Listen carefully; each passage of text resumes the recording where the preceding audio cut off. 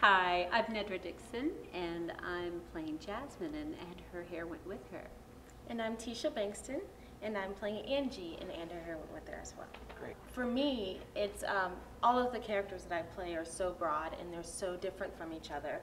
And I find with Angie, the central character, it's something that I definitely know how to relate to, and it's something that's very strong, and she knows so much about all of these different women that mean so much to her. And it took a lot of researching, and a lot of these women I identify with and that I love, and I already idolize in a way like Angie does, so I think that's really cool. And then I go into all of these different other characters that are just so hilarious and so over the top and so fun that it's different. It's, you know, and it's all about finding where each character is and going there, and then that's done, and then going on to the next thing. And I think that's what's really fun and challenging at the same time about this piece, and that's what makes me just love it, because it's a chance to do some things, like we talked about this in rehearsal, some things that I would never do. And it's a chance for me to get a chance to get out there and just express and to be different and have a point. Each one of these characters have such strong points, and I think that's what's interesting about them all. One of the real challenges in doing this piece, where every single character is really very broad, is that, and very funny, intentionally so.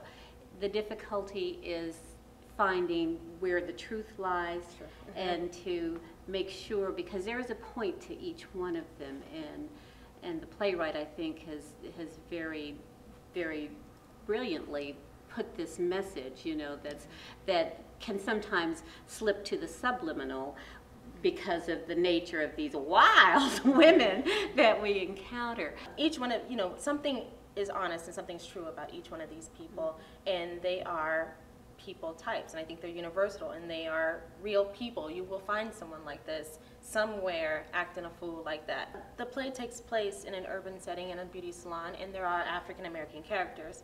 However, the story itself is universal. I think it's about women and how women relate to each other. They're black women, but how they relate to each other, and how women as a whole relate to each other, and what hair means, and identities. And I think that it's so universal that this story can speak to so many different people. And I think anyone, no matter, you know, race, gender, will be able to find something in this play that they identify with, that they've seen, that they can chuckle about, or that they're like, aha, I get it. You know what I mean? I think that this play speaks on so many different levels that it's not just for black women. Accepting our diversity in other cultures, as you know, as a, you know, a myriad of cultures on this planet, with all kinds of, you know, ways and mores that are indicative of your country or your community or your neighborhood, that it's all people. Self-acceptance. We talk a lot about accepting ourselves as black women and finding the real glory, the real beauty in this country, in this America, of being black and celebrating hair that isn't straight, or hair that isn't blonde, and eyes that aren't blue or green, or figures that aren't bonquisha thin. You know?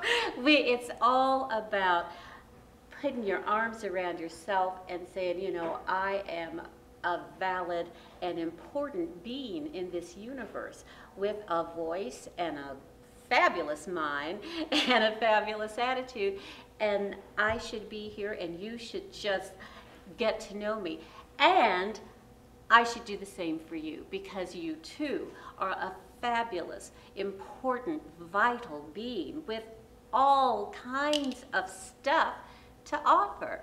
So I really think it's all about loving who we are and loving who the others are as well.